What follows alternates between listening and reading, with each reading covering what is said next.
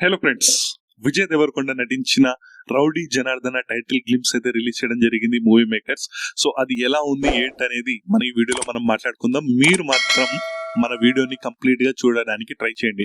Rowdy Janardhana title glimpse అయితే చూడడానికి complete blood bath దయా దాక్షణ లేకుండా ఒక రౌడీ హీరో ఎలా ఉంటాడో ఆ విధంగా అయితే ప్రజెంట్ చేయడం అయితే జరిగింది. సో నాకు ఎలా అనిపించింది అంటే విజయ్ దేవరకొండ ట్రెండ్ ని సెట్ చేస్తలేడు, ట్రెండ్ ని ఫాలో అవుతున్నాడు అన్నట్టు అనిపిస్తుంది.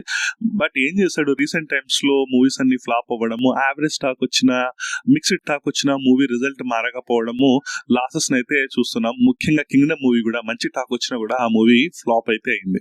అయితే ఏ ముహూర్తాన అది ఎనిమల్ మూవీ స్టార్ట్ అయిందో, ఎనిమల్ మూవీలో బ్రూటల్ గా సంపడాలు, పొడవడాలు, గొంతులు కోయడాలు, అది బ్రూటల్ గా చూపెట్టాడుగా దయాదాక్షిణ్యం లేకుండా. సేమ్ అదే స్టైల్లో నెక్స్ట్ మార్కో అని చెప్పి మలయాళం మూవీ వచ్చింది, అది అంతే ఉంటుంది. ఆ తర్వాత హిట్ 3లో తన విభిన్న అంటే తను చేసే రోల్స్ కి డిఫరెంట్ గా నానిగారు కూడా డిఫరెంట్ గా వచ్చి దయాదాక్షిణ్యం లేకుండా ఒక డిఫరెంట్ రోల్ చేయడం జరిగింది. హిట్ 3లో కూడా దయాదాక్షిణ్యం లేకుండా నరకడాలు, చంపడాలు ఇట్లా.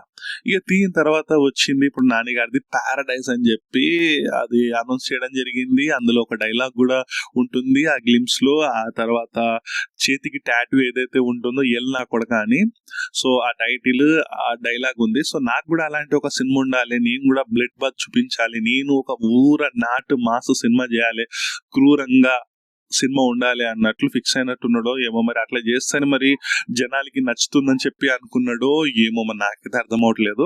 సేమ్ అదే తిరుగుంది. అదే కలింగ పట్నం అంటాడు, ఏ ఎల్ నా కొడుకు అని అంటాడు, ఆ డైలాగ్ ఉంటుంది. నా ఇంటి పేరే రౌడీ అంటాడు, టైటిల్ గ్లిమ్స్ లో ఉంటుంది. నా ఇంటి పేరే రౌడీగా మలుచుకొని నేను ఈడ పెద్ద రౌడీ అన్నట్లు చెప్పుకుంటూ ఆ గేటప్, ఆ బ్లడ్ బాత్ కంప్లీట్ గా రక్తంతో నిండిపోయి ఉంటాడు విజయ్ దేవరకొండ.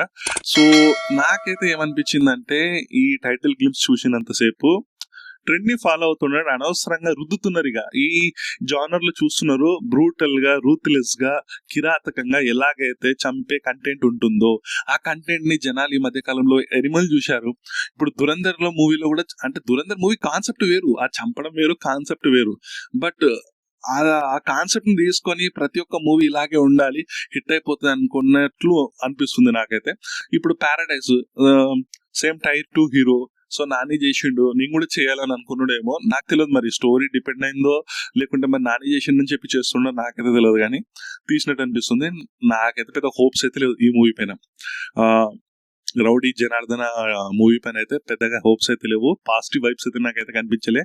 అదేదో ట్రెండ్ ని ఫాలో అవుతున్నట్లు. ఇంకా కింగ్డమ్ మూవీ షేడ్స్ కూడా కనిపించాయి, కింగ్డమ్ మూవీ వైబ్స్ కూడా వచ్చాయి. అదేదో ఒక స్టోరీ ఉంటుంది, బ్యాక్ డ్రాప్ లో ఒక స్టోరీ ఉంటుంది, అదేదో పునర్జన్మ అన్నట్లు. ఇందులో కూడా ఏదో స్టార్టింగ్ లో కొంచెం అలాగే చూపిస్తాడు.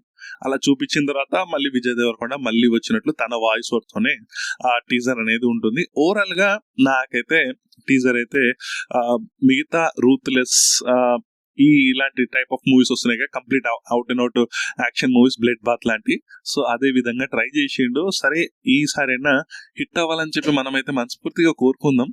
బట్ నాకైతే ఆ కంటెంట్ చూసేసరికి అయితే పెద్దగా ఏం అనిపించట్లేదు.